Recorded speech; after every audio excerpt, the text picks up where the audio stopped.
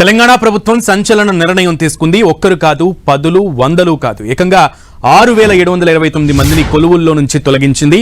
పదవి విరమణ చేసి కాంట్రాక్ట్ పద్ధతిలో కొనసాగుతున్న వారిని ఇంటికి పంపుతూ రేవంత్ రెడ్డి ప్రభుత్వం ఉత్తర్వులు జారీ చేసింది. తొలగించిన వారిలో అటెండర్ నుంచి IAS వరకు అధికారులు ఉన్నారు. ఈ జాబితాలో metro rail MD NVS Reddy, YTDA vice chairman G Kishan Rao, consultant engineer BLN Reddy, 10 మంది ట్రాన్స్కో జెన్కో డైరెక్టర్లు ఉన్నారు. ఈ నెలాఖరు కల్లా ఈ అందరినీ తొలగించాలని CS ఆదేశించారు. ఈ నిర్ణయంతో కొత్త నియామకాలకు మార్గం సుగమం కానుంది.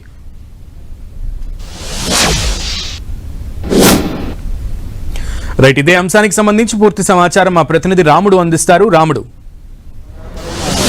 హైదరాబాద్ నగరంలో ఉండేటువంటి ప్రధానమైనటువంటి కేంద్రం ఒకటి MAUDలో కూడా దాదాపు 177 మందిని తొలగించింది. ఇందులో HMDA GHMCకి సంబంధించినటువంటి వారితో పాటు మెట్రో రైలుకు సంబంధించినటువంటి ప్రధానమైనటువంటి అధికారిగా ఉన్న NVS రెడ్డిని కూడా ఈ నెల 31తో ఆయన సేవలను నిలుపుదల చేసింది. అయితే మళ్ళీ ప్రత్యేకంగా ఏమైనా అవకాశం ఉంటే వాళ్ళని తీసుకోవడానికి అవకాశం ఉంది, లేదంటే ఎవరిని కూడా తీసుకోరు. ఇందులో మనం చూస్తే వర్కర్ నుంచి కింది స్థాయిలో పనిచేసేటువంటి మజ్దూర్ నుంచి IAS అధికారుల వరకు ఉన్నారు. అదేవిధంగా చీఫ్ ఇంజనీర్లు ఉన్నారు.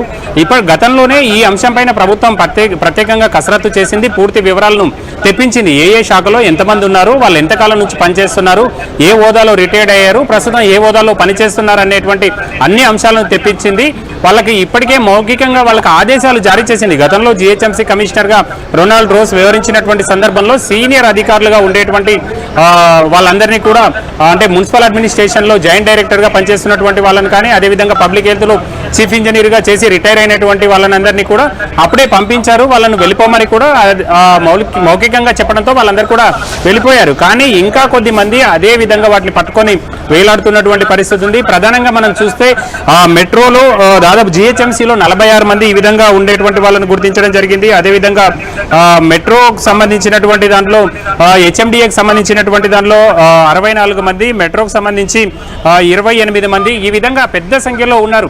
ఇదైతే చూస్తే HMDA చూస్తే మొత్తం రిటైర్డ్ అధికారులతో నిండిపోయినటువంటి పరిస్థితి ఉంది. మెట్రో రైల్ కూడా అదే విధంగా ఉంది. ఇక ప్రధానంగా GHMCకి సంబంధించి GHMCలో మేయర్ పేసీలో పనిచేసేటువంటి విజయకృష్ణ 2020లో రిటైర్డ్ కావడం జరిగింది. రిటైర్డ్ అయిన తర్వాత ఈయనను జాయిన్ చేసుకున్నారు. అప్పట్లో ఉండేటువంటి మినిస్టర్కు OSDగా పనిచేసినటువంటి ఒక వ్యక్తికి ఇతను చాలా దగ్గరగా ఉన్నాడు కాబట్టి ఆయనను తీసుకొచ్చి మళ్ళీ పునరావాసం కల్పించారనేటువంటి ఆరోపణలు చాలా వచ్చాయి.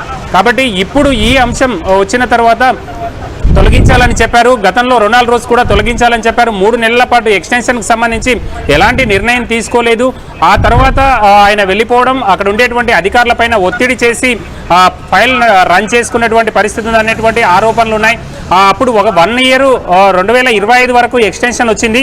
కానీ ఆ తర్వాత మరొక సంవత్సరం కూడా వచ్చే విధంగా ఎక్స్టెన్షన్ పైన ఒత్తిడి తీసుకొచ్చి ఆయన మళ్ళీ జాయిన్ అయ్యారనేటువంటి ఆరోపణలు ఉన్నాయి. మనం చూస్తే మెట్రో రైల్లో బోగీలు శుభ్రం చేసేటువంటి సిబ్బందిని కూడా రిటైర్డ్ అయిన తర్వాత వాళ్ళను కూడా తీసుకొచ్చి వాళ్ళ పేషీల్లో పనిచేసుకునే విధంగా పనిచేయించే విధంగా పెట్టుకోవడం జరిగింది. వాళ్ళతో పాటు మనం చూస్తే ముఖ్యంగా GHMCలో కూడా అటెండర్ నుంచి మొదలు పెడితే టౌన్ ప్లానింగ్లో రిటైర్ అయినటువంటి ఉన్నతాధికారులు, అదేవిధంగా అటెండర్లు, ఇంజనీరింగ్ విభాగంలో, ఫారెస్ట్ డిపార్ట్మెంట్లో చాలా విభాగాల్లో రిటైర్ అయినటువంటి చాలా కింది స్థాయి మజ్దూర్ అంటే GHMCలో చెత్త ఎత్తేటువంటి పనులు చేయించేటువంటి అతను కానీ పర్మనెంట్గా ఉండేటువంటి ఎంప్లాయీస్ వాళ్ళు చెత్త ఎత్తుతారు. అలాంటి వాళ్ళను కూడా కంటిన్యూ చేస్తున్నటువంటి పరిస్థితి ఉంది. ప్రధానంగా GHMC ఒక పునరావాస కేంద్రంగా మారిపోయిందా అంటే అవుననే చెప్పాలి. ఈ విధంగా వచ్చినటువంటి వాళ్ళలో ఎక్కువ మంది GHMCకి సంబంధించినటువంటి వాళ్ళు కానీ, HMDAకి సంబంధించినటువంటి వాళ్ళు కానీ, ఇందులో పనిచేస్తున్నటువంటి వాళ్ళందరూ కూడా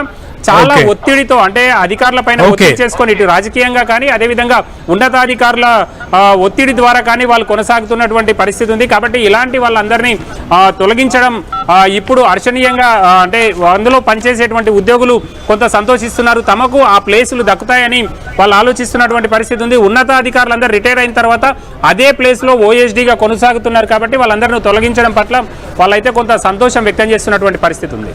ఓకే రాముడు.